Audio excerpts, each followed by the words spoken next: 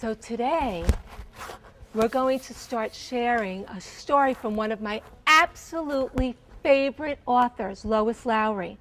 Now, Lois Lowry has written quite a few stories that I've read. She's written The Giver. She's written Autumn Street.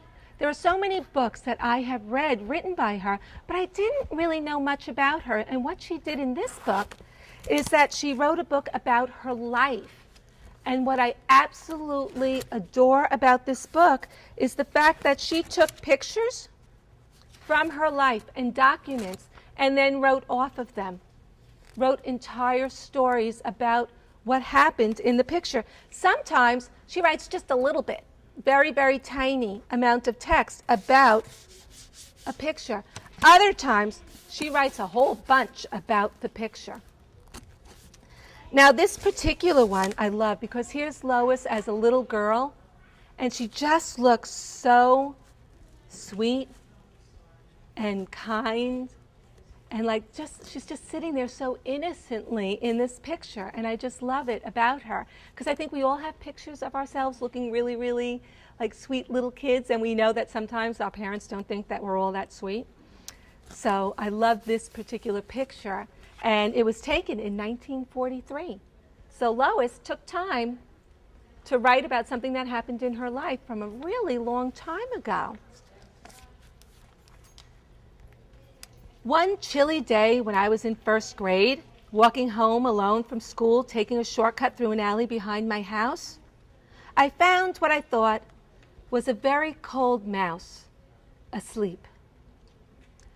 I felt sorry for him and thought that if only I could get him warm, he would wake up, do cute little mousy things, and perhaps I would be allowed to keep him as a pet. I'd never had a pet. My baby brother had just been born and was something of a disappointment as a playmate, so I yearned for a lovable creature who would scamper about at my heels and learn tricks. Just love that, because I remember really wanting a pony in my backyard. I had brothers, but I really wanted a pony, so I really connect with this story. Very carefully, I picked him up. At the time, I had not read Stuart Little, so I was not expert at mouseology. I did not realize that he was rather large for a mouse. But The Rats of Nim had not yet been written, so I hadn't read that either, and didn't know that there were other larger rodents in the same general family as mice. I carried him home, cradled in one arm, and his tail, long and bare and very stiff, stuck out. He looked vulnerable and homely with two visible front teeth. My own were missing at the time. And as I walked, I began to think of names for him and to picture how he would come when I called. Warming him against my heavy jacket didn't waken him. Clearly, my jacket sleeve wasn't warm enough. So when I entered the house through the back door into the kitchen and heard my mother busy upstairs with the baby, I carefully turned on the oven. I knew enough to set it on low so that it would warm and waken my mouse gradually. Then I laid him gently inside the oven. I so know I would have done this. I love this story. I so identify with this story. I guess I got busy with my paper dolls and forgot to check on them for a while. I don't remember exactly, but that would explain why it was my mother who first noticed that there was something baking. I always felt that if I had only had the chance to explain and to prepare her a bit, it wouldn't have been such a surprise to her when she opened the oven that day.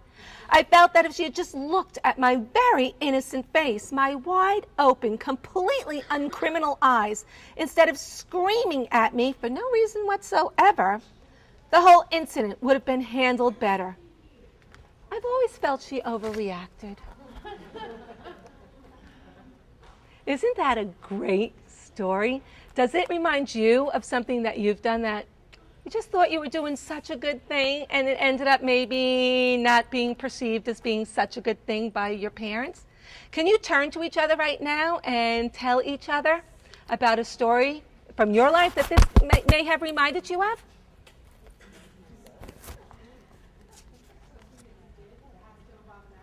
It doesn't have to involve an animal. It could be something else that you have done.